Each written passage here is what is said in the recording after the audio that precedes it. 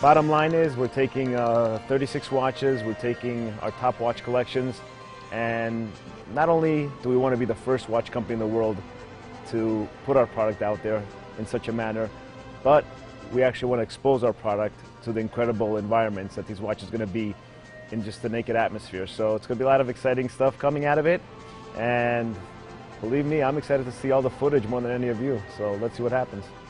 Hello, I'm Dr. Elizabeth Longmire. I'm a family physician and biomedical researcher, as well as an engineer technician and operation manager for Project Ether.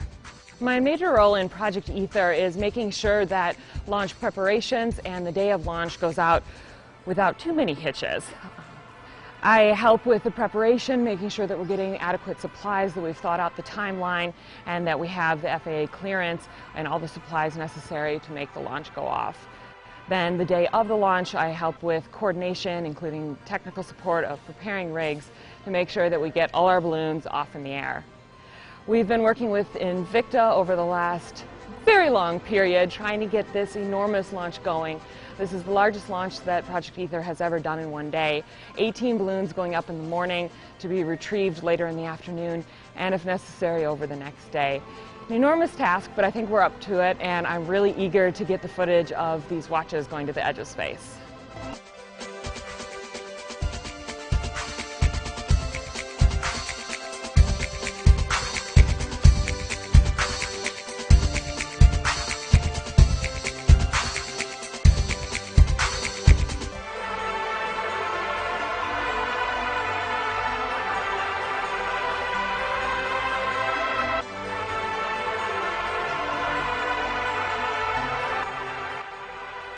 Hi, I'm Dr. Benjamin Longmire. I just started as an aerospace engineering professor at the University of Michigan.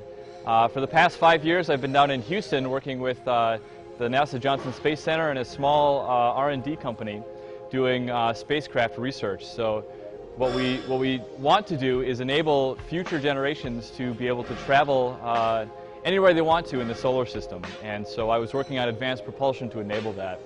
Along the way, I started a program called Project Ether to sort of inspire the next generation of students and high school students, undergrads, and graduate students, and expose them to space research. And the best way that we could do this was using high-altitude weather balloons.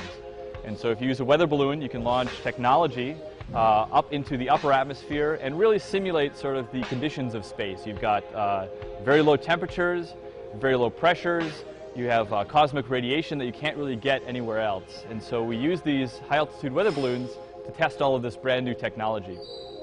We started a program with Invicta Watch Company, and we're launching 36 watches up to the edge of space and filming these watches and filming their journey as we go along. And Invicta really embodies the spirit of exploration, and together we're partnering to enable some really neat missions. And we have some really neat plans coming up. We may even go farther than the edge of space in the near future.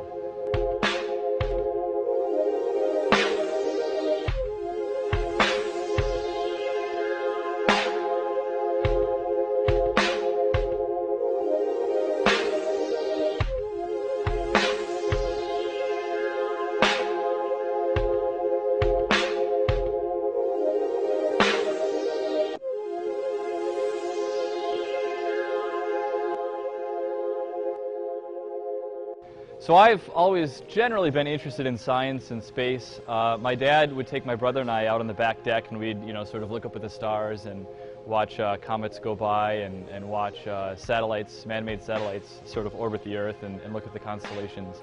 When I was really young, I didn't really know what science was, but I liked doing engineering projects, and I liked figuring out how things worked. And it turns out that's what science is all about, asking big questions and trying to answer those questions using technology and using new techniques. And so that's sort of what we're trying to do with Invicta Watch as well. We're trying to push the boundaries of some of the technology used in the watches.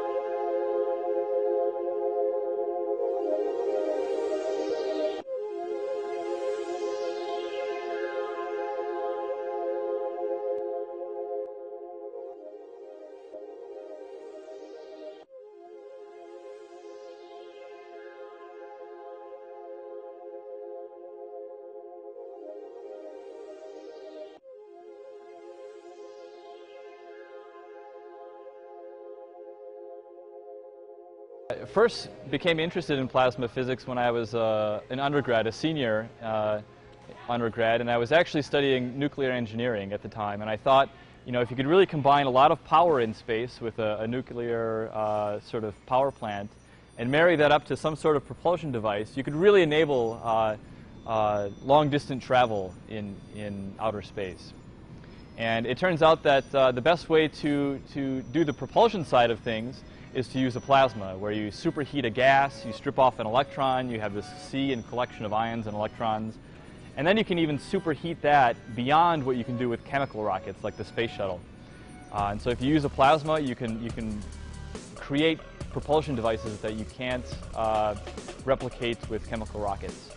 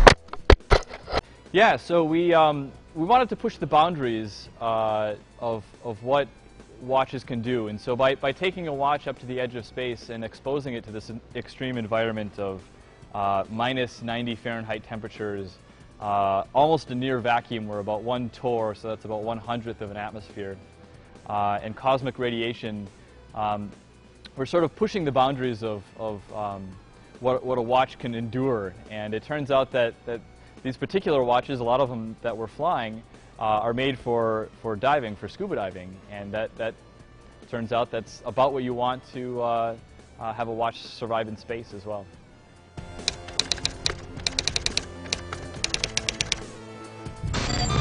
Samir, Russian diver, something like. Oh, it's done! Which one is it? Red?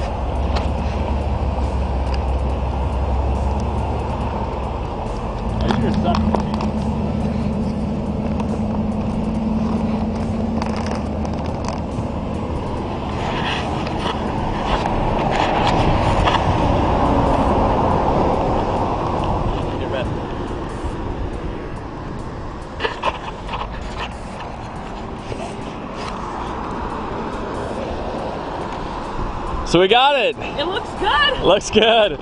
Bagged and tagged. Get it in the truck! Get it in! Awesome. How are you done? Hey, Ben? Our hook thing with Jogger. It's half there, stuck on something. Got it? That's still a good shape. Let me get you in it. Very good! Looks nice! Still working. We're at the recovery zone. Straight out ahead, you can see a blinking light. That is the balloon. We're heading out there, but because this field is very muddy and slippery and hard to walk in, we're going to go along the tree line where we hope it'll be drier and then cut over towards the balloon. Here we go. Look what I found. Look what I found. Oh, look at a mouse. Oh, it's a field mouse. Little bunny foo-foo hopped into the forest, scooping up the field mice and bopping on the head. Oh my gosh! This humongous giant is chasing me. All right, and back to what we're supposed to be doing. Speaking of people that don't control their inhibitions, you just like back up. Can see the rig. Start to see the parachute to the side. There it is. beautiful beacon. We're coming for you. I don't know who hooked that up, but good job. Yeah. Oh, it's great to see it. Almost there. Whenever I see these in the store, I buy all of them. Oh, think how much harder it would be to find that without the light. Hi, I'm Ian Lind. I have a degree from the University of Michigan in mechanical engineering. My day job is a vehicle test engineer. And here on my weekends, I spend most of my time working on Project Ether. Thing of beauty. Here it is. And she's intact. More or less. Intact upside down. Ooh, looks like we got a watch right in the dirt. Out of the dirt. See, the other one's sticking out. With the alien. Let's see how this one failed. It looks intact. It's pretty dirty, so I can't see it, but it's on the correct date. I don't see any scratches or I don't see any scratches or problems with the watch. The alien. And over here, our alien friend Went for a ride and got a little muddy. looks good. Maybe it's space dirt. Space. And that time looks correct. Okay, let's bag it. Take it, take it. Invicta. And we're going. All right, good job, team. Good job. And oh, we got the balloon over there. Let's not forget that. Camera, watch.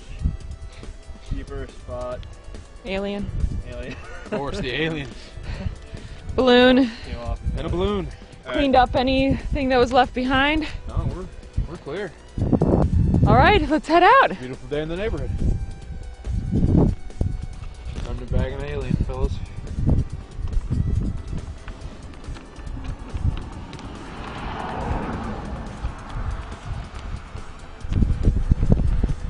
Hope you can breathe, little buddy. Oh yeah, this one's good and dirty.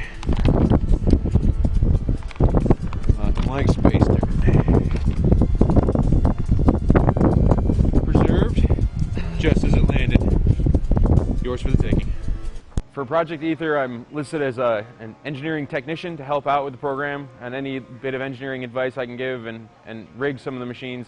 I like to think of myself as a master rigger, spend most of my time putting up parachutes and getting the pieces in place so that Ben just looks good on camera, really. Hi, I'm Daryl Anderson. I'm working with Dr. Ben Longmire and the Ether Project team here today with the Invicta group. And we're launching watches into the atmosphere to the edge of space, probably around 30 to 33 kilometers, which is 100 to 120,000 feet. I'm here today. My responsibility is the balloon inflation and launch.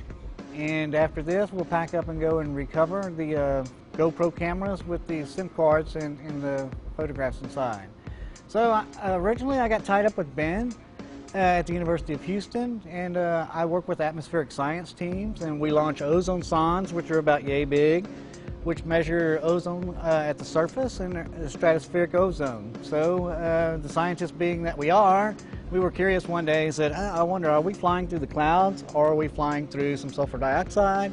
So we said, oh, I don't know, let's put a camera on there and we'll see. So Ben put a camera on one of our ozone sondes and voila, Ether Project was born. And by the way, we beat MIT, we did it first. And today I'm having fun with the Invicta team, and we have a lot more of these things to launch. And anyway, good job, Invicta. Thank you very much for the opportunity to work with you guys.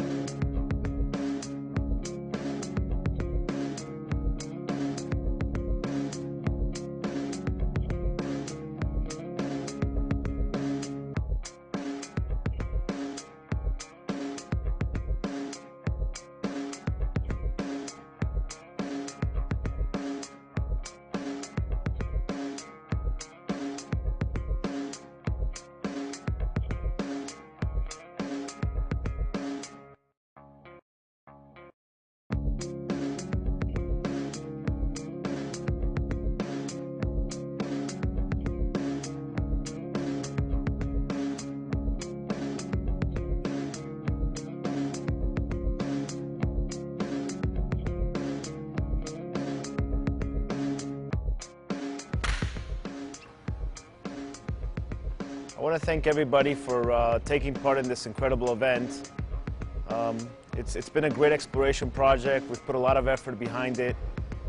You know, and when you look at it, I just want everybody to know that this is not some advertising or PR stunt that we're trying to put together, or we're trying to get more attention for our brand by any chance with this project, with all these watches and hold on, just, you know, this is all about scientific discovery and putting our watches under the right elements and really being able to have an exciting opportunity to really see. Wait, hold on, let me get the sign up, guys, for you before we finish editing this Edge of Space clip, just to make sure that www.invictawatch.com, so www.invictawatch.com, that we get a chance to show off our product, www.invictawatch.com. So I really want to thank everybody for this great opportunity. Hopefully you understand that it is about putting the watches under the elements and not a branding Invicta watch, www.invictawatch.com effort. So, you know, yeah, I just more